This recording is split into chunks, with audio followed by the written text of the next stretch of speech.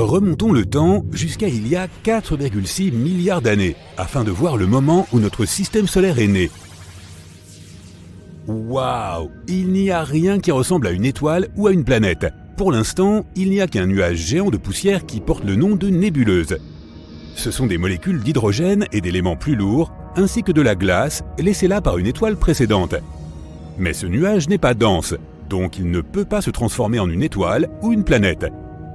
Mais ensuite, une vague d'explosions arrive ici, peut-être même plusieurs. Une explosion de supernova se produit à quelques années-lumière de notre nébuleuse. Une étoile géante brûle son carburant, puis s'effondre sous son propre poids. À ce moment-là, retentit un boom d'une telle force que sa lumière peut être vue à des dizaines d'années-lumière. L'onde de choc de la supernova atteint notre nébuleuse. Comme une vague en mer, elle frappe le nuage de poussière, le laissant rétrécir et devenir plus dense. La nébuleuse a alors acquis un centre de gravité commun. Elle a attiré à elle de plus en plus de particules de poussière. Cela a exercé une telle pression sur le noyau de la nébuleuse qu'il s'est mis à tourner. Et plus la masse du nuage central était importante, plus il tournait vite. Les particules à l'intérieur du noyau sont entrées en collision plus rapidement et plus fréquemment. Cela a fait monter la température de la nébuleuse à plusieurs milliers de degrés. À ce moment-là, une proto-étoile est apparue. C'était un soleil jeune et instable. Lorsque la température du noyau de la nébuleuse a atteint des millions de degrés, des réactions nucléaires s'y sont déclenchées. Les noyaux des éléments légers comme l'hydrogène et l'hélium se sont heurtés les uns aux autres et ont fusionné pour donner des éléments plus lourds. Que la lumière soit. Il y a 4,5 milliards d'années, la proto-étoile s'est transformée en un soleil stable, mais 30% plus sombre que celui que nous connaissons aujourd'hui. Il reste aussi un énorme nuage de poussière. C'est le reste des matériaux qui n'ont pas participé à la création de notre étoile. Tu peux maintenant voir les plus gros objets de ce nuage. Les éléments lourds et la poussière ont commencé à s'accumuler, formant des protoplanètes. À ce stade de l'existence du système solaire, il y avait environ 100 protoplanètes, dont la taille allait de celle de la Lune à celle de Mars.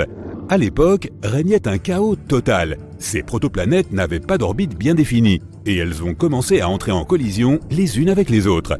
Certaines se sont heurtées frontalement, créant des explosions massives et des tonnes de débris.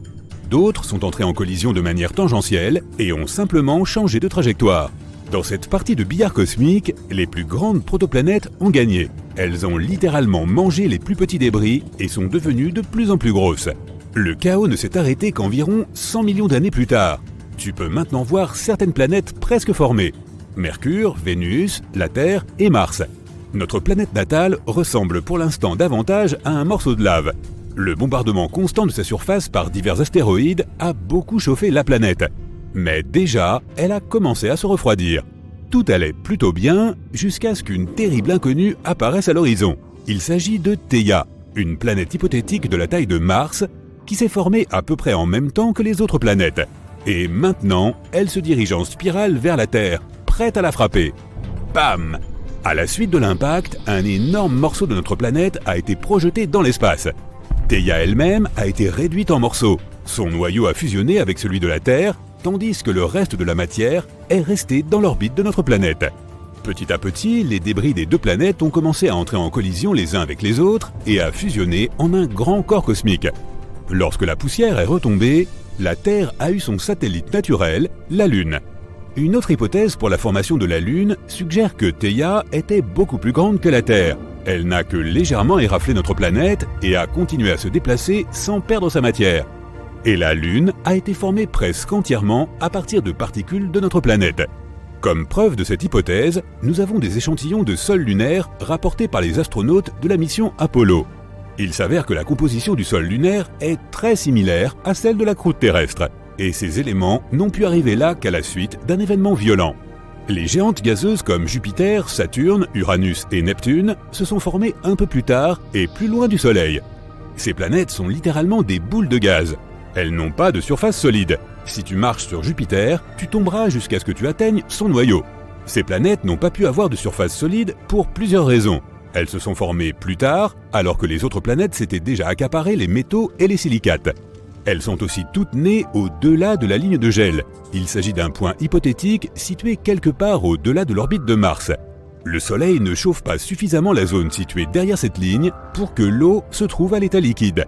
Il y avait donc une énorme quantité de glace dans les nuages de gaz restants. 3 millions d'années après la naissance du Soleil, ces matériaux ont commencé à s'empiler et à prendre de la masse, devenant ainsi la proto-Jupiter. En quelques millions d'années, cette boule de glace a pu atteindre une masse environ 50 fois supérieure à celle de la Terre. Et plus elle devenait lourde, plus elle était capable d'accumuler de gaz. En peu de temps, Jupiter a absorbé presque toute la matière du disque de gaz qui se trouvait près d'elle et a atteint environ 318 masses terrestres. Jupiter avait un champ gravitationnel très puissant et a fait des ravages sur tous les objets situés dans la zone entre Mars et elle. Les protoplanètes y entraient en collision beaucoup plus souvent, ce qui provoquait leur effondrement. Par conséquent, une ceinture d'astéroïdes s'est formée. Ce sont des fragments incapables de se réassembler en une planète complète à cause de l'intense gravité de la géante gazeuse. Passons à Saturne, la deuxième des 4 géantes gazeuses. Elle est 3 fois plus petite que Jupiter. On pense qu'elle est si petite parce qu'elle est encore plus éloignée du Soleil, à environ 10 distances Terre-Soleil. Et elle a commencé sa formation encore plus tard, alors que Jupiter n'avait presque rien laissé du disque gazeux.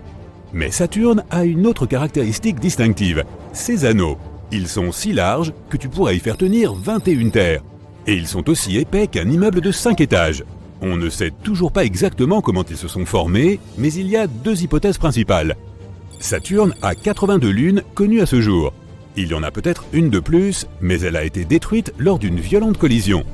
La Lune a été brisée en petits fragments qui ont commencé à graviter autour de la géante gazeuse. Ces fragments, à leur tour, sont entrés en collision les uns avec les autres et se sont à nouveau brisés. Petit à petit, des débris de la taille de gratte-ciel se sont transformés en petits grains de sable. C'est ainsi que les anneaux de Saturne sont constitués de poussière et de glace cosmique. Viennent ensuite Uranus et Neptune. Elles sont beaucoup plus petites, avec respectivement 14 et 17 masses terrestres. On pense qu'elles n'ont pas pu atteindre la taille et la masse de Jupiter à cause du puissant vent solaire. Il a progressivement soufflé le disque de gaz à l'extérieur du système solaire, vers l'espace interstellaire. Il y avait donc beaucoup moins de matériaux de construction pour les nouvelles planètes.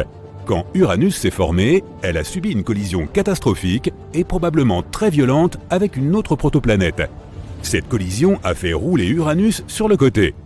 Toutes les planètes ont leur axe de rotation dirigé vers le haut, mais l'axe d'Uranus est dirigé vers le Soleil. Elle ressemble donc plus à une boule qui roule. De plus, sa rotation est rétrograde. Cela signifie qu'elle tourne à l'encontre de son propre mouvement, un peu comme une voiture qui avance, mais dont les roues tourneraient à l'envers. Derrière les géantes gazeuses se trouve la ceinture de Kuiper. C'est la zone située au-delà de l'orbite de Neptune. C'est l'endroit où les astéroïdes, la poussière et la glace sont restés après la formation du système solaire.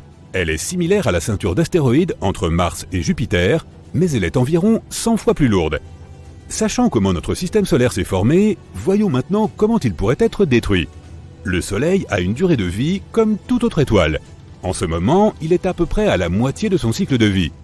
Chaque seconde, le Soleil transforme 4 millions de tonnes de matière en rayonnement solaire. Petit à petit, il va s'épuiser et commencer à brûler les éléments plus lourds qu'il contient. Cela augmentera la température, la luminosité et la taille de l'étoile. Dans 1,1 milliard d'années, le Soleil sera 11% plus lumineux qu'aujourd'hui. Les mers et les océans de la Terre commenceront à s'évaporer et notre planète se réchauffera de plus en plus. Dans 3,5 milliards d'années, sa luminosité sera de 40% supérieure à ce qu'elle est maintenant. Les conditions sur Terre à ce moment-là seront similaires à celles que nous connaissons actuellement sur Vénus. La vie sera tout simplement impossible. Dans 7,8 milliards d'années, le Soleil commencera à brûler de l'hydrogène dans son enveloppe. Il grossira alors pour devenir une géante rouge. Il sera environ 256 fois plus grand. À ce moment-là, l'enveloppe extérieure de l'étoile sera exactement à l'endroit où se trouve actuellement l'orbite de la Terre. Mais comme le Soleil perdra sa masse, il est possible que notre planète s'éloigne un peu plus de lui. Néanmoins, cela n'aura aucune importance, car la vie sur Terre n'aura plus pu exister depuis plusieurs milliards d'années déjà, à cause de la hausse de la température. Et un fort vent solaire emportera tout simplement notre atmosphère. Puis, les pulsations thermiques à l'intérieur de l'étoile arracheront l'enveloppe extérieure du Soleil. Cette coquille se transformera en une nébuleuse planétaire, presque exactement comme ce que nous avons vu au début. Et tout ce qui restera du Soleil sera une naine blanche de la taille de la Terre qui s'éteindra en quelques milliards d'années. On a voyagé loin jusqu'au noyau de la Terre et dans l'espace. Mais si l'on pouvait combiner ces aventures et découvrir ce qui se cache dans les entrailles des autres planètes et lunes du système solaire, Avec l'aide de cette hyperforeuse interstellaire, nous pouvons y parvenir, du moins en partie. Les coordonnées sont entrées, tous les systèmes sont prêts, et notre première destination est... la Lune. Notre Lune en fait. Nous atterrissons sur sa surface grise et désolée, sous un ciel noir. Pas de bleu ici car il y a très peu d'atmosphère pour disperser la lumière. La foreuse se met en marche et nous traversons d'abord la couche externe de la Lune, la croûte, comme sur Terre. Comme nous sommes sur la face ensoleillée, l'épaisseur de cette couche n'est que de 70 km. Mais si nous nous posions sur la face cachée, elle serait plus de 2 fois plus épaisse. La Lune est un corps rocheux, sa croûte est donc en grande partie constituée de silicium, de fer, d'aluminium, de calcium, d'oxygène et de magnésium, avec des quantités beaucoup plus faibles d'autres éléments. Plus bas, on trouve le manteau, et c'est un voyage long et fastidieux. Cette couche a une épaisseur d'environ 1400 km. Elle se réchauffe au fur et à mesure que l'on s'enfonce, et on y trouve des minéraux composites, le pyroxène et l'olivine. Ils sont composés de fer, de silicium, d'oxygène et de magnésium, dans des proportions différentes. Puis, on traverse les couches dures et on entre dans le noyau externe semi-fondu. Un autre voyage d'environ 150 km nous attend à travers ce marécage brûlant, et on plonge dans l'océan de fer du noyau liquide. Il fait près de 100 km d'épaisseur, et le métal en fusion menace de nous vaporiser à tout instant. Mais cette foreuse a été conçue pour supporter des assauts impitoyables. Et puis soudain, on s'arrête. Dans les parties les plus profondes de la Lune, il y a un noyau de fer solide qui a une épaisseur de 240 km. On pourrait forer à travers, mais ce ne sera pas nécessaire. Alors on y place juste le drapeau, puis on passe à la planète suivante sur notre liste de forage. Et il s'agit de Mercure. Il faisait déjà chaud à l'intérieur de la Lune, mais à la surface de la plus petite planète du système, ça l'est encore plus. C'est parce qu'elle est si proche du Soleil, bien sûr. Très bien, forons. Mercure possède une coquille externe assez épaisse, qui est à la fois sa croûte et son manteau, et qui s'étend sur environ 400 km de profondeur. Ce n'est pas le voyage le plus fascinant, elle ressemble à la Terre dans plusieurs aspects. Mais ensuite, la foreuse s'arrête et s'enfonce dans une paroi métallique solide. Il s'agit du noyau de Mercure qui a un diamètre de plus de 4000 km. Il occupe 85% du diamètre total de la planète. Inutile d'essayer de forer à travers celui-ci, il est entièrement métallique et extrêmement dense. Passons à la planète suivante, et nous voici sur Mars à présent. Oh, regarde, c'est le coucher du soleil ici, et le soleil rend le ciel d'un bleu brumeux. Mais tu connais la procédure. Je veux dire, on est ici pour forer, et c'est ce qu'on va faire. La croûte de Mars est assez fine comparée à celle de la Terre, seulement 10 à 50 km de profondeur. Mais sa composition est sensiblement la même. Fer, aluminium, calcium, potassium et magnésium.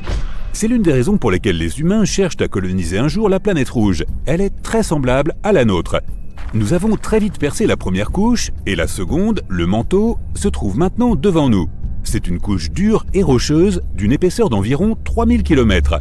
En raison de sa taille, Mars n'est plus actif sismiquement. Il n'y a tout simplement pas de magma en ébullition sous la surface de la planète, ce qui la rend silencieuse et paisible. C'est un long travail de forage, mais nous nous arrêtons finalement de manière brutale en nous heurtant au noyau, une boule de fer, de nickel et de soufre d'un diamètre de 3200 à 4200 km. Ce noyau est plus gros que celui de Mercure, mais la planète elle-même est plus grosse aussi, donc ça se comprend. Ok, notre prochain arrêt est encore plus intéressant car il s'agit de Jupiter. Cette géante gazeuse a une masse 2 fois supérieure à celle de toutes les autres planètes du système solaire réunies. Et nous avons atterri en plein milieu d'un océan. L'océan, si j'ose dire, est le plus grand de tout le système, et il est fait d'hydrogène liquide. La foreuse passe sans problème à travers la surface de la planète, puisqu'il n'y a pas de roche ou de métal dur ici, seulement du gaz et du liquide. Mais les secousses, aïe aïe aïe, la pression sur cette planète est plus qu'énorme, elle est inimaginable. La foreuse est à peine capable de la supporter, et plus elle s'enfonce, plus la pression augmente aussi. Nous avons atteint le noyau de Jupiter, et ces conditions sont presque insoutenables. La température ici est d'environ 50 000 degrés Celsius. Et le noyau lui-même n'est pas solide mais liquide, maintenu par l'immense pression de tous les côtés. La foreuse commence à vibrer de façon inquiétante. Mauvais signe. Vite, on sort d'ici avant qu'elle ne se brise. Ouf, pas de vent, pas de pression, pas de chaleur. Tout autour de nous n'est qu'un vaste désert glacé, sillonné de crêtes et de bandes rougeâtres. C'est Europe, une des lunes les plus prometteuses de Jupiter. Pendant que nous forons à travers la glace, laisse-moi t'expliquer. Europe est l'une des candidates les plus probables pour abriter une vie extraterrestre dans le système solaire, et elle peut être trouvée juste en dessous de la coquille de glace à travers laquelle nous sommes en train de creuser. Elle n'a qu'une épaisseur de 15 à 25 km, alors qu'en dessous se trouve un énorme océan d'eau salée, 2 fois plus grand que tous les océans de la Terre réunis.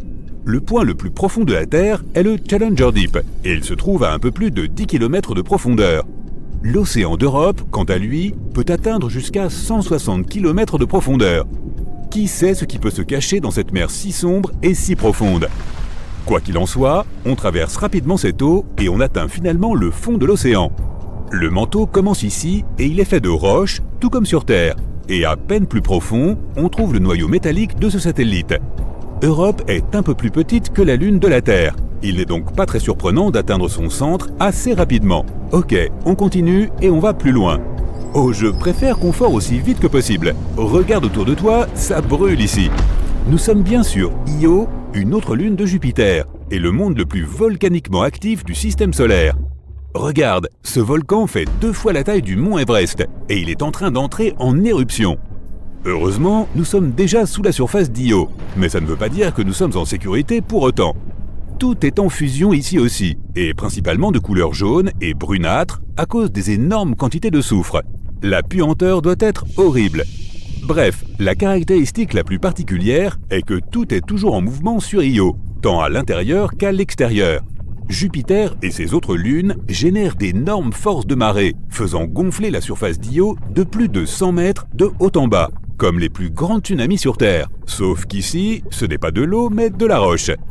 Plus on s'enfonce, plus ça se calme, jusqu'à ce que l'on arrive au noyau de fer. C'est toujours chaud ici, mais au moins il n'y a pas de tremblement et de gonflement comme au-dessus. Mettons un autre drapeau et allons au prochain point. Et ce serait bien Saturne, la 2e plus grande planète du système solaire et la plus connue pour ses anneaux spectaculaires. Pas la seule à en avoir d'ailleurs, mais nous y reviendrons. Maintenant, comme tu l'as sûrement remarqué, notre foreuse tombe simplement à travers l'hydrogène et l'hélium gazeux qui constituent la majeure partie de la surface et de l'atmosphère de la planète. Pas besoin de travailler ici, il suffit d'attendre et d'espérer que l'immense pression ne réduira pas notre foreuse en un tas de ferraille. Enfin, la pression est devenue si énorme qu'on se retrouve dans l'hydrogène liquide. Et là, on commence à plonger. Bientôt, on va atteindre le noyau solide de Saturne. Ah, nous y sommes. Il est fait de fer et de nickel et est en fait assez petit comparé au reste de la planète. Bien, une dernière destination nous attend, alors allons-y. Et nous voilà, Neptune. La foreuse déploie immédiatement des ancres car les vents sont ici extrêmement puissants. Ils atteignent des vitesses 5 fois supérieures à celles des ouragans les plus dévastateurs sur Terre. Neptune est recouverte d'une assez fine couche d'hydrogène et d'hélium, tout comme Saturne ou Jupiter. Mais en dessous, il y a bien plus que cela. Il fait chaud, il y a du vent et on se sent très seul ici, à la périphérie du système solaire. Alors, autant creuser. Sous les gaz, on trouve tout à coup une masse chaude et bouillonnante d'eau, de méthane et d'ammoniac. Ouf, ces substances sont chaudes même si Neptune est appelée une géante de glace. Ce nom vient de son noyau. Au plus profond, là où nous nous dirigeons rapidement en ce moment même, une petite boule de roche et de glace trône toute seule. Et malgré les températures ardentes du dessus, la glace en dessous reste toujours froide. Bételgeuse, une supergéante rouge. Cette boule de plasma en ébullition est l'une des plus grandes étoiles de notre galaxie et l'une des plus brillantes. Elle est 500 fois plus grande que le Soleil, mais elle est en état de pulsation, ce qui fait qu'elle grossit et rapetisse. À son apogée, elle fait 800 fois sa taille moyenne. Si cette étoile était une corbeille, elle pourrait contenir environ 300 millions de soleils, alors que son poids n'est que 17 fois supérieur. Et là, à environ 500 années-lumière, se trouve la Terre. Nous lançons notre vaisseau spatial et entamons notre voyage vers Bételgeuse. En quelques secondes, nous avons déjà parcouru 390 000 km et nous sommes près de la Lune. Cette distance représente 9,5 fois le tour de la Terre. Une navette spatiale actuelle propulsée par une fusée aurait mis 3 jours pour arriver jusqu'ici. Nous sommes maintenant près de Mars. Le vol vers la planète rouge dure généralement 7 mois. Plusieurs rovers sont actuellement à l'œuvre ici, ainsi que le tout premier drone volant Ingenuity. La surface de Mars est 3 fois plus petite que celle de la Terre, mais la planète est également 10 fois plus légère. On espère bientôt y envoyer une colonie humaine. Juste au-delà de Mars, nous devons esquiver de nombreuses roches spatiales. C'est la ceinture d'astéroïdes. Elle contient des débris et des objets spatiaux de taille et formes différentes. Le plus gros d'entre eux est Cérès. Sa surface est légèrement plus grande que la superficie de l'Argentine et son poids représente environ 1% de celui de la Lune. Le poids total de toute la ceinture d'astéroïdes est 25 fois inférieur à celui de la Lune. Ensuite, nous passons devant les géantes gazeuses Jupiter et Saturne. Ce sont les plus grandes planètes du système solaire. Ce sont aussi les plus lourdes, même si elles n'ont pas de surface solide. Ensuite, nous passons par Uranus et Neptune. On les appelle géantes de glace. Et à l'extrême limite du système solaire, nous voyons Pluton. Elle était autrefois considérée comme une planète à part entière, mais elle a été retirée de la liste. Nous voilà maintenant à 7 milliards de kilomètres de notre maison. Il a fallu à la sonde spatiale New Horizons environ 9 ans pour arriver jusqu'ici. Accroche-toi à ton siège, on va accélérer. Nous traversons la ceinture de Kuiper. Il y a beaucoup d'astéroïdes et de blocs de glace ici. Ce sont les matériaux de construction les plus anciens de notre système solaire. Il y a plusieurs milliards d'années, notre monde ressemblait à un nuage de ces astéroïdes.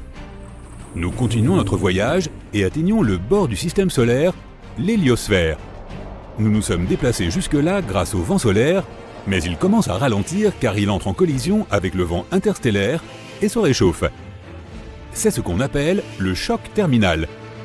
La sonde spatiale Voyager 1 a atteint ce point en décembre 2004. Nous arrivons maintenant là où l'héliosphère se termine et où l'espace interstellaire commence. C'est l'héliopause. En 2012, Voyager a franchi cette limite et est devenu le tout premier objet fabriqué par l'homme à atteindre l'espace interstellaire. Mais le message de Voyager rapportant cet événement est arrivé sur Terre près d'1 an plus tard, en raison de l'énorme distance. Il a fallu 35 ans à Voyager 1 pour parcourir tout ce chemin. Et la voilà. Cette sonde est aussi longue qu'une voiture et fait le poids de 2 motos. Il y a une plaque en or sur sa coque. C'est un message de l'homme aux potentielles civilisations extraterrestres. Elle contient des images de paysages terrestres, des enregistrements de voix humaines et notre ADN. Voyager est opérationnel depuis 43 ans et a parcouru plus de 22 milliards de kilomètres. Cela équivaut à 152 fois la distance entre la Terre et le Soleil, et elle continue de filer dans l'espace à plus de 60 000 km/h. Nous voilà maintenant près de l'étoile la plus proche de notre système solaire, Proxima Centauri. Nous sommes si loin de chez nous que même la lumière a besoin de plus de 4 ans pour parcourir cette distance. Avec une navette normale, ce voyage aurait duré 73 000 ans. La raison pour laquelle nous voulions nous rendre ici était la présence d'une planète semblable à la Terre appelée Proxima Centauri b. Elle est 10 fois plus grande que la Terre et légèrement plus lourde. Elle se trouve dans la zone habitable de son étoile hôte. Cela signifie que de l'eau à l'état liquide pourrait se trouver sur cette planète et que la vie pourrait s'y développer. Mais cette étoile produit occasionnellement des éruptions. Récemment, sa luminosité a été multipliée par près de 1000. Elle a émis tellement de radiation que toute forme de vie aurait cessé d'y exister. Nous voilà maintenant à plus de 8 années-lumière de la Terre. L'étoile la plus brillante de notre ciel nocturne est Sirius. Elle est si brillante qu'on peut même la voir pendant la journée. Mais en réalité, il y a 2 étoiles, Sirius A et B, qui orbitent autour d'un centre de gravité commun. Ces étoiles se déplacent vers notre système solaire à près de 8 km par seconde, soit la vitesse maximale d'une supercar haut de gamme. Stop! Nous sommes arrivés près d'une planète potentiellement habitable, à 39 années-lumière de la Terre. C'est Trappist 1d. Son étoile hôte est une naine blanche. C'est une étoile froide, 10 fois plus petite et plus légère que le Soleil. Il y a 7 planètes autour d'elle, mais Trappist 1d est la plus similaire à la Terre. Elle est seulement 30% plus petite et 3 fois plus légère. Mais sa surface est rocheuse et la température y est de 9 degrés Celsius. On s'y sent bien avec une petite laine. Il pourrait même y avoir une atmosphère, des montagnes et des océans, ce qui veut dire que cette planète pourrait accueillir une colonie humaine. Mais il faudrait 677 000 ans pour y arriver avec des navettes traditionnelles. Et voici notre objectif principal, Bételgeuse. Il faudrait près de 8,7 millions d'années pour y arriver avec une navette spatiale actuelle. Cette étoile est si grande qu'à côté, notre vaisseau ressemble à un grain de sable. Remontons le temps pour voir ce qui est arrivé à cette étoile. Il y a d'abord eu une magnifique nébuleuse. C'est un nuage de poussière et de débris spatiaux qui s'est progressivement comprimé sous son propre poids. Une réaction nucléaire s'est alors formée en son cœur et boum, une étoile est née. Au début, Bételgeuse était chaude et très massive, mais elle ne s'est pas étendue et est restée stable. Observons son cœur. Les réactions nucléaires dans le cœur de l'étoile créent beaucoup de chaleur et d'énergie. Cela produit une force, poussant les parois de l'étoile vers l'extérieur, ce qui provoque son expansion. Mais en même temps, l'étoile est très lourde, donc sa gravité exerce une pression sur elle depuis l'extérieur. Lorsque ces deux forces sont équilibrées, l'étoile reste stable. Mais avec le temps, toute étoile perd son combustible, l'hélium et l'hydrogène. Des éléments plus lourds du noyau se joignent alors à la réaction nucléaire. En brûlant, ils libèrent plus d'énergie que la gravité ne peut en contenir. L'étoile commence alors à s'étendre. C'est ce qui arrive à Bételgeuse. Elle est déjà si grande que si on la plaçait au centre de notre système solaire, son bord toucherait la ceinture d'astéroïdes entre Mars et Jupiter. Bételgeuse va continuer à s'étendre jusqu'à épuiser complètement son carburant. Puis, la gravité l'emportera, sa taille diminuera, puis elle fera un énorme boom. Son explosion, ou supernova, sera si aveuglante que Bételgeuse brillera plus que notre Lune. Heureusement, la Terre est trop éloignée pour que cette explosion puisse ennuyer l'homme. Le fort courant de matière qui sera éjecté lors de l'explosion n'atteindra le système solaire que 6 millions d'années plus tard. Puis, le vent solaire arrêtera ce flux, donc nous ne risquons rien. Bételgeuse est susceptible d'exploser à tout moment au cours des 10 000 prochaines années, bien que des scientifiques pensent que cela n'arrivera pas avant 100 000 ans. Revenons juste avant l'explosion de Bételgeuse. Il peut y avoir un autre scénario plus intéressant. La gravité pourrait comprimer son noyau massif avec une telle force qu'un trou noir se formerait à sa place. Les trous noirs sont ce qu'il y a de plus lourd dans l'univers. Ils ont une force gravitationnelle incroyable dont même la lumière ne peut échapper. Le trou noir de Bételgeuse commencerait à aspirer la poussière cosmique et les restes de l'étoile. Tous ces débris, ainsi que la lumière des autres étoiles, se retrouveraient prisonniers jusqu'à la ligne d'horizon de ce trou noir en expansion. Pour la première fois de l'histoire, nous pourrions assister à la naissance d'un trou noir. Mais en réalité, Bételgeuse est trop légère pour devenir un trou noir, et il est plus probable qu'après son explosion, elle se transforme en une naine blanche qui s'estompera progressivement jusqu'à devenir invisible. On pourrait croire que la meilleure façon de se rendre sur une planète depuis la Terre est d'attendre patiemment qu'elle se rapproche le plus possible. Oui, la voilà. Et de décoller à bord d'une fusée orientée vers elle. Super, salut maman, à plus tard.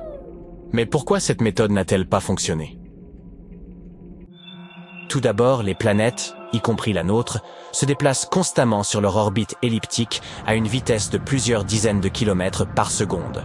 Votre fusée aurait donc besoin d'être placée sur une orbite elliptique, n'est-ce pas? C'est un peu comme viser une cible mouvante avec une fléchette ou organiser une fête surprise pour un ami. Vous ne voudriez pas crier « surprise » au mauvais moment. De même, lorsque nous envoyons des véhicules spatiaux vers d'autres planètes, nous souhaitons utiliser le moins d'énergie possible. Et pour atteindre n'importe quelle planète de la manière la plus simple, vous avez besoin d'une astuce spéciale qu'on appelle orbite de transfert de Hohmann. Imaginons que vous souhaitiez vous rendre sur Mars. Vous devez attendre que la Terre et la planète rouge soient dans les bonnes positions afin de ne pas vous perdre ou de ne pas tomber en panne de carburant à mi-chemin. Un voyage utilisant une orbite de transfert de Hohmann prendrait environ 259 jours. En effet, l'orbite de transfert entre la Terre et Mars prend 517 jours, et le voyage vers Mars correspond à la moitié de cette orbite. Mais ne pourrait-on pas voyager plus vite? Oui, mais cela nécessiterait beaucoup plus de carburant, ce qui compliquerait le lancement, car la fusée serait trop lourde. En fait, ce serait un peu comme un chien qui se mord la queue. Si vous pouviez voyager à la vitesse de la lumière, le voyage vous prendrait 12,5 minutes. De plus, lorsque votre fusée atteint enfin l'autre planète, elle doit encore ralentir pour se mettre en orbite autour d'elle ou pour atterrir à sa surface. Cela signifie qu'elle utilisera encore plus d'énergie, même s'il y a des moyens d'en économiser un peu, par exemple en utilisant des parachutes ou le dispositif de freinage aérodynamique. C'est un peu comme si vous faisiez du skateboard et que vous deviez vous arrêter. vous ne vous écraseriez pas contre un mur, vous utiliseriez votre pied ou quelque chose d'autre pour ralentir progressivement. Voyager vers Vénus est un peu plus rapide. Il vous faudrait environ 146 jours. Ce n'est pas si mal, mais le problème, c'est qu'il vous faudrait attendre environ 2 ans avant de revenir sur Terre. En effet, les planètes doivent se réaligner correctement pour que le vaisseau spatial puisse rejoindre l'orbite de la Terre. Au total, un voyage aller-retour vers Vénus prendrait donc environ 2 ans et 1 mois, temps d'attente compris. Et ce temps d'attente ne serait pas très agréable, étant donné qu'il s'agit de la planète la plus chaude de notre système solaire. Supposons que vous souhaitiez vous rendre sur Jupiter. Combien de temps cela prendra-t-il ? Cela dépend de beaucoup de choses, notamment de sa position. De plus, à quelle vitesse voyageriez-vous ? Si vous voulez utiliser le meilleur de la technologie actuelle, sachez qu'il a fallu un peu plus d'1 an au vaisseau spatial le plus rapide jamais construit, New Horizons de la NASA, pour atteindre Jupiter. Mais n'oubliez pas que la mission de New Horizons n'était qu'un simple survol. La sonde ne s'est pas mise en orbite autour de Jupiter. Si vous vouliez rester en orbite et explorer Jupiter de près, cela prendrait beaucoup plus de temps. Il ne s'agit donc certainement pas d'un voyage d'un week-end. Avec le transfert de Hohmann, il vous faudrait plusieurs années pour atteindre Jupiter. En effet, le transfert de Hohmann consiste à transférer un objet d'une orbite à une autre. Jupiter se trouve sur une orbite plus élevée que celle de notre planète. Ainsi, pour effectuer le transfert, votre fusée devra emprunter une trajectoire qui l'amènera à dépasser l'orbite de notre géante gazeuse. La fusée doit donc accélérer lorsqu'elle se rapproche de Jupiter pour éviter de retomber vers le Soleil, puis ralentir lorsqu'elle dépasse Jupiter pour éviter de s'envoler dans l'espace. C'est un peu comme quand une voiture accélère pour gravir une colline et ralentit pour redescendre de l'autre côté. C'est ainsi que la sonde utilise la gravité de Jupiter pour se mettre en orbite autour de cette planète. Il est difficile de déterminer la distance exacte entre Jupiter et la Terre. Elles tournent toutes deux autour du Soleil en suivant des trajectoires ovales différentes. Parfois, elles sont très proches l'une de l'autre, et d'autres fois, elles sont très éloignées. En bref, elles jouent constamment au chat et à la souris. Mais en moyenne, elles se trouvent à 714 millions de kilomètres l'une de l'autre. Lorsque Jupiter est à sa distance maximale de la Terre, elle se trouve à 967 millions de kilomètres. Cela équivaut à faire 24 000 fois le tour de la Terre. Mais si vous pouviez vous rendre sur Jupiter à la vitesse de la lumière, vous y arriveriez en à peu près 40 minutes. Il y a un engin spatial très rapide dont nous devons parler, la sonde solaire Parker. Imaginez que vous vous trouviez sur des montagnes russes dernier cri qui se déplacent à des vitesses incroyables et même difficilement concevables. Ces montagnes russes seraient en fait notre sonde solaire Parker, qui se rapproche de plus en plus du Soleil, battant au passage des records de vitesse. Lors de son 10e survol du Soleil en novembre 2021, la sonde solaire Parker a réussi à atteindre une vitesse maximale de plus 586 000 km/h. Cela équivaut à faire le tour de la Terre en quelques minutes seulement. Et écoutez bien, lorsque l'engin en question se rapprochera encore plus du Soleil en décembre 2024, il devrait atteindre une vitesse de 690 000 km/h. Mieux vaut donc manger léger avant de se lancer dans un tel voyage. Imaginons que vous soyez à bord de la sonde solaire Parker et que vous souhaitiez faire un détour pour visiter Jupiter. Si vous pouviez voyager en ligne droite à la même vitesse que cette sonde lors de son 10e survol, il ne vous faudrait que 42 jours pour atteindre Jupiter quand son orbite est proche de la nôtre. À une distance moyenne, cela prendrait environ 51 jours. Vous devez également tenir compte de la durée de votre voyage.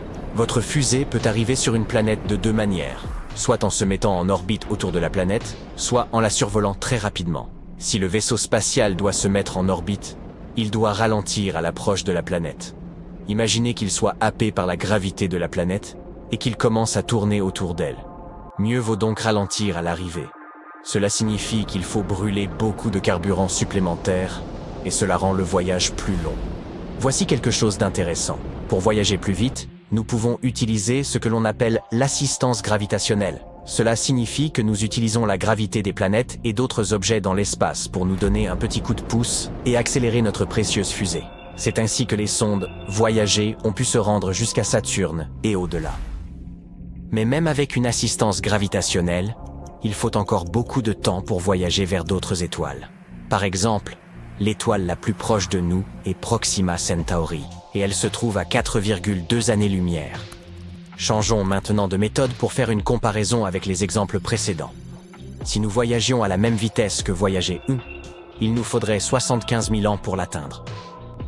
Si vous préférez vous rendre sur Uranus, sachez que la distance peut atteindre 3 milliards de kilomètres en fonction de l'endroit où se trouvent les planètes sur leur orbite. Voyager 2 a mis environ 9,5 ans pour atteindre Uranus. Mais Uranus est froide, et en tant que géante de glace, elle n'a même pas de véritable surface où atterrir. De toute façon, la majeure partie de la planète est constituée de fluide tourbillonnant. Non seulement vous n'auriez nulle part où atterrir, mais votre fusée aurait du mal à traverser l'atmosphère d'Uranus sans encombre. Les températures et les pressions y sont extrêmes et détruiraient rapidement votre précieux vaisseau. Notre univers est à 4 dimensions. 3 dimensions sont réservées à l'espace et une est pour le temps. Maintenant, mélangeons-les ensemble. Nous obtenons une belle pâte appelée espace-temps. Cette pâte a une caractéristique étonnante. Même si vous ne pouvez pas l'utiliser pour cuire une tarte, vous pouvez la plier et la déchirer. Maintenant, oublions notre analogie culinaire. Nous allons dans l'espace. Les ondes qui se propagent à travers l'espace-temps peuvent voyager à des vitesses bien supérieures à celles de la lumière. Or, en matière de propulsion, ou, plus simplement, d'avancée, se déplacer dans l'espace en éjectant des gaz chauds à l'arrière de votre vaisseau spatial n'est pas l'approche la plus efficace. Une méthode bien plus élégante consiste à manipuler la trame de l'espace-temps autour de votre vaisseau. C'est ainsi que nous abordons le sujet de la propulsion par distorsion d'Alcubierre. Jusqu'à présent, ce n'est qu'un concept hypothétique. Mais qui sait, peut-être que dans 10 ou 20 décennies, nous utiliserons cet appareil pour rendre visite à nos proches qui ont déménagé de l'autre côté de la Voie lactée. Quoi qu'il en soit, la propulsion par distorsion contracte théoriquement l'espace-temps devant un vaisseau spatial, tout en l'expansant derrière lui. Cela permet au vaisseau de se déplacer d'un point à un autre à une vitesse incroyablement rapide. Alors que le vaisseau spatial déformerait l'espace-temps, une personne à l'extérieur de la bulle de distorsion du vaisseau l'observerait se déplacer plus vite que la vitesse de la lumière. Dans le même temps, si vous étiez ce chanceux voyageur à l'intérieur du vaisseau, vous ne ressentiriez aucune accélération. Si nous pouvions rendre réacteur de distorsion supraluminique une réalité, supraluminique qui est un mot sophistiqué pour décrire quelque chose de plus rapide que la vitesse de la lumière, cela changerait nos vies pour toujours. Cela nous permettrait de voyager à travers tout notre système solaire, et pourrait même nous aider à atteindre les systèmes stellaires voisins. Par exemple, nous pourrions atteindre Alpha Centauri, le système stellaire le plus proche de nous situé à un peu plus de 4 années-lumière, en quelques jours ou semaines au lieu de milliers d'années. Malheureusement, je dois tempérer ton enthousiasme, mon ami. La propulsion à distorsion a un énorme problème. La force derrière son fonctionnement, appelée énergie négative, implique des particules assez exotiques. Pire encore, elles sont complètement hypothétiques. Et pour autant que nous le sachions, n'existent pas dans notre univers. Les scientifiques n'ont réussi à les décrire qu'en termes mathématiques. Ces particules exotiques se comportent de manière inattendue. Par exemple, elles ont une masse négative. J'aimerais pouvoir réaliser un tel tour après un dîner en famille. Et elles agissent à l'opposé de la gravité. Mais attendez, il reste encore un peu d'espoir. Une nouvelle découverte pourrait résoudre cet obstacle apparemment inamovible. Des chercheurs de New York ont imaginé un système d'énergie positive qui ne perturbe pas les lois physiques connues. Les auteurs de l'étude affirment qu'il s'agit d'un changement radical qui pourrait constituer le premier chapitre du manuel de voyage interstellaire. Vous voyez, cette énergie positive fait toute la différence. Disons que vous êtes un astronaute en sortie spatiale et que vous décidez de jouer au tennis là-bas. Alors, vous poussez la balle loin de vous. Mais au lieu de flotter au loin, la balle repousse. Et cette confrontation peut continuer jusqu'à ce qu'elle puisse arracher votre main si vous appliquez suffisamment de force. Eh bien, c'est une qualité de l'énergie négative dont le moteur à distorsion a besoin. Mais comme vous pouvez le voir, il n'y a aucun moyen de capter cette énergie, et cela semble dangereux. C'est pourquoi nous devrions probablement nous tourner vers la bonne vieille énergie positive pour la construction de la bulle de distorsion. Cette bulle est une structure sphérique entourant un vaisseau spatial à l'aide d'une coque de matière ordinaire, bien que super dense. La bulle propulse le vaisseau spatial en avant, en utilisant la puissante gravité de la coque. Mais les passagers à l'intérieur du vaisseau ne ressentent aucune accélération. Un trajet en ascenseur est apparemment plus mouvementé que le fait de filer à travers l'espace dans une telle bulle. Tout cela en raison de l'immense densité de la coquille et de la pression qu'elle exercerait sur l'intérieur si elle était contrôlée correctement. Et comme rien ne peut voyager plus vite que la vitesse de la lumière, selon la théorie de la relativité générale, la bulle est conçue de manière à ce que ceux à l'intérieur puissent ressentir un temps normal.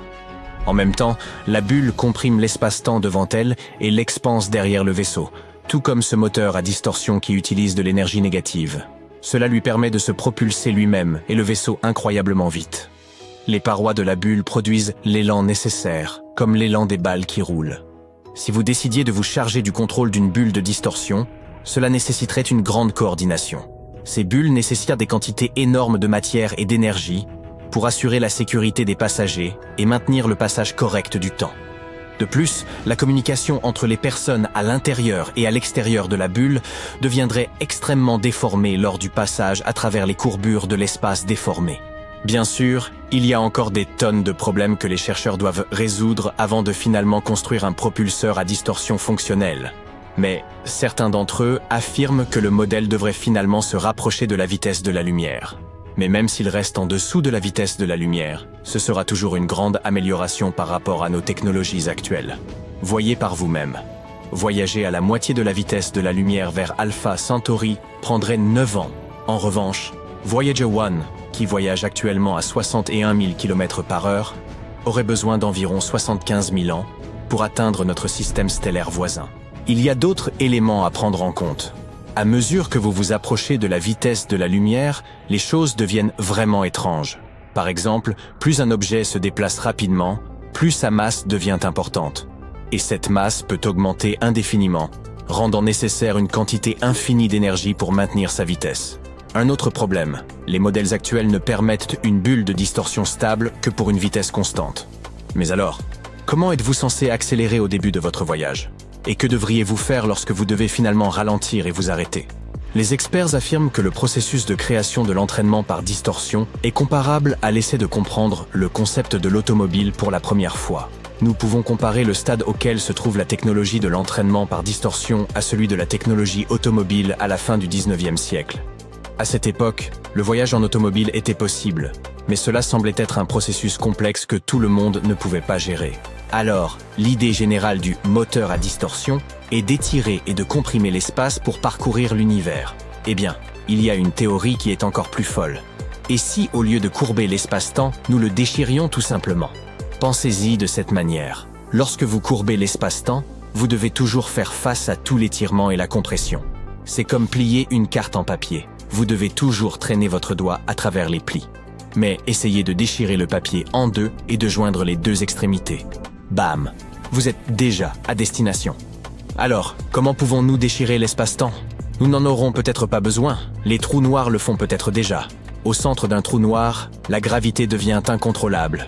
Tout s'effondre en un point infiniment petit, et le temps s'arrête. Ce point, appelé singularité, pourrait être cette même déchirure dans l'espace-temps.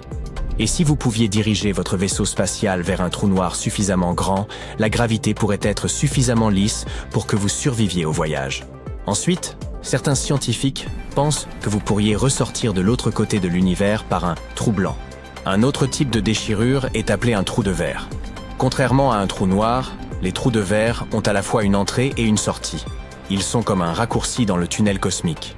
Si nous pouvions comprendre comment les trouver, les ouvrir et les empêcher de se refermer, nous pourrions obtenir la clé du voyage intergalactique. Et maintenant, préparez-vous pour un retournement de situation. L'effet de tunnel quantique. Supposons que vous jouez à un jeu vidéo et que votre personnage peut traverser les murs par magie.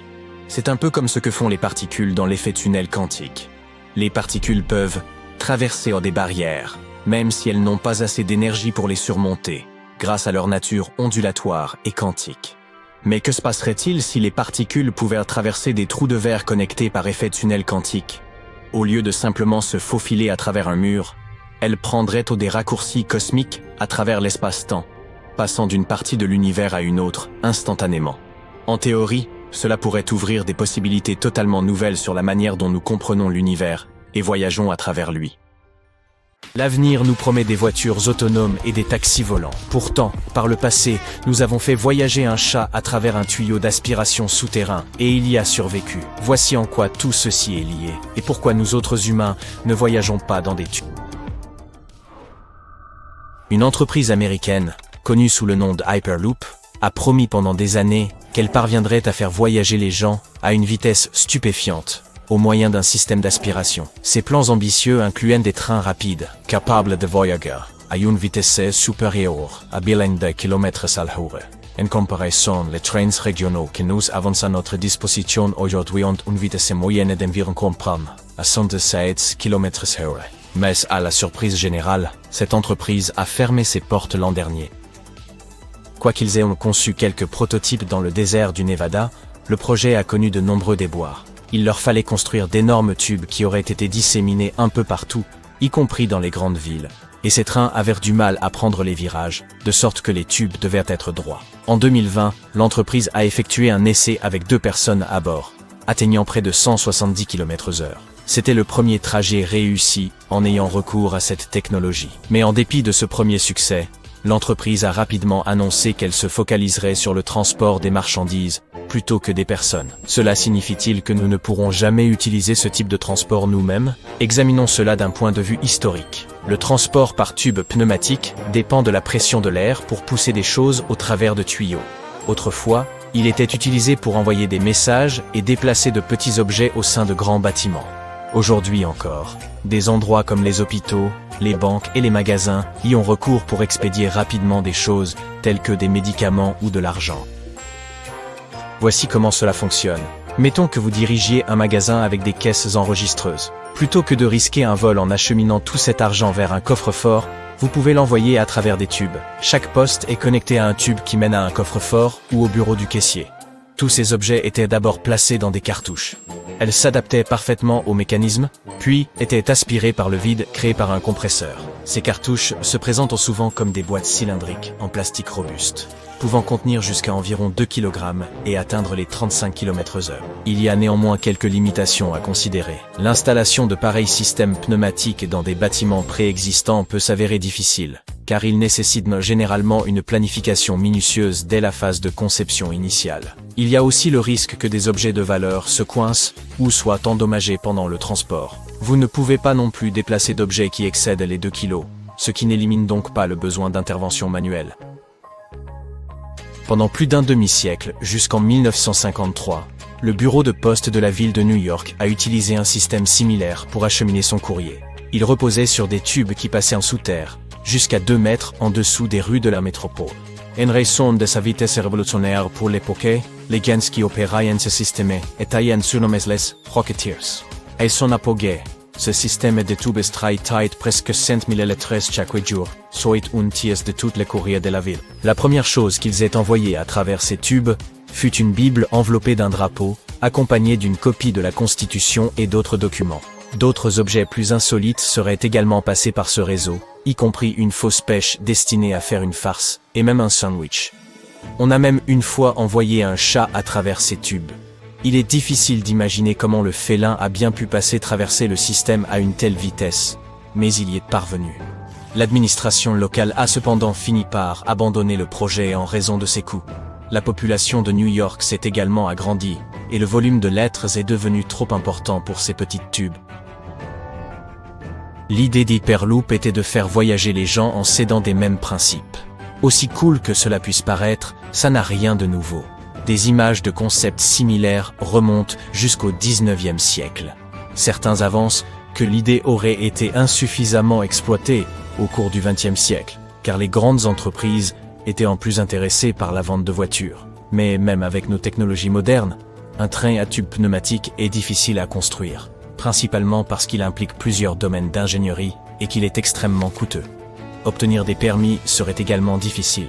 Un autre problème est que cet air comprimé qui se retrouve poussé à travers un espace réduit se traduit par beaucoup de chaleur. Ainsi, il est nécessaire d'intégrer des systèmes de refroidissement dans ces plans.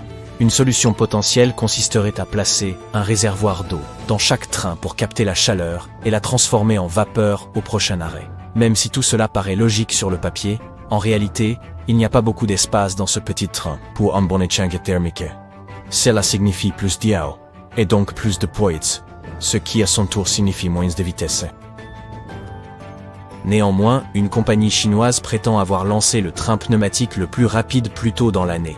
En théorie, cet appareil pourrait amener quelqu'un de New York à Los Angeles en moins d'1 heure, ou de Paris à Londres en seulement 15 minutes. Pour le prouver, ils ont mis en place une piste d'essai d'un peu plus d'1 kilomètre, où le prototype du train a atteint 623 km/h. La compagnie considère que cet essai a été couronné de succès, et affirme qu'il a démontré l'interaction fluide qui existe entre le tube, le véhicule et la piste. Alors qu'ils travaillaient sur le projet, ils ont dû faire face à leurs propres problèmes. Une panne de courant, une fuite, un incendie ou même une simple erreur humaine pourraient entraîner une véritable catastrophe. De plus, l'incroyable vitesse du train et son accélération rapide pourraient provoquer un malaise chez les passagers. Mis à part les trains Hyperloop, à quoi pourrait bien ressembler le futur de nos déplacements? De meilleurs moyens de locomotion pourraient faciliter nos vies, en réduisant le temps et les dépenses nécessaires, ainsi que les accidents. La clé pourrait résider dans les trains à lévitation magnétique.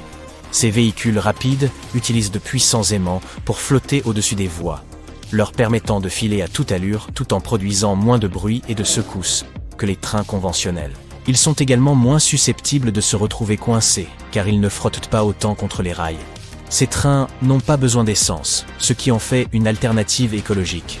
Au lieu de moteur, ils utilisent le champ magnétique généré par une succession de bobines présentes dans les tunnels et les rails pour les propulser vers l'avant.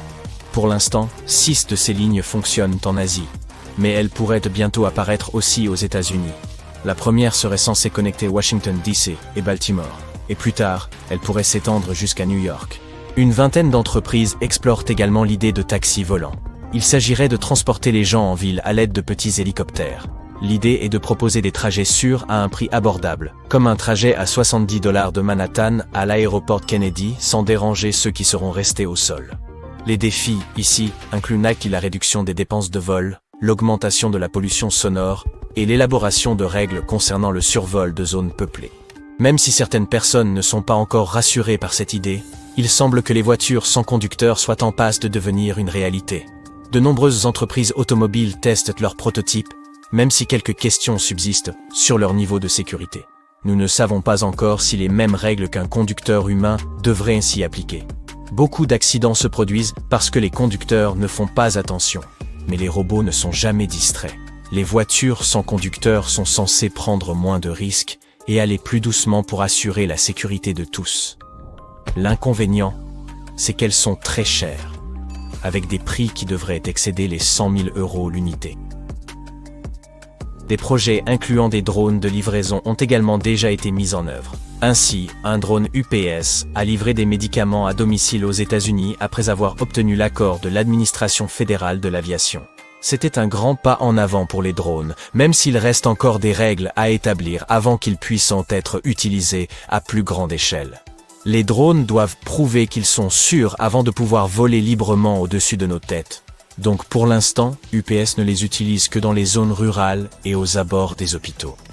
Pour résoudre les embouteillages, nous pourrions envisager de construire des routes souterraines et de conduire nos voitures à travers des tunnels. Cette solution pourrait être plus efficace que les voitures volantes, car il permet de s'affranchir de la météo. Un plan consisterait à descendre les voitures au moyen d'un grand ascenseur et à les faire circuler sur une plateforme métallique. Les avantages pourraient inclure une vitesse plus élevée puisqu'il y aurait moins de risques d'accidents, comme des animaux sauvages traversant la route, par exemple. Ce pourrait également être moins coûteux puisque les gens seraient moins susceptibles d'être coincés dans les embouteillages. Sans parler du fait que nos villes pourraient ainsi être plus jolies et moins bruyantes.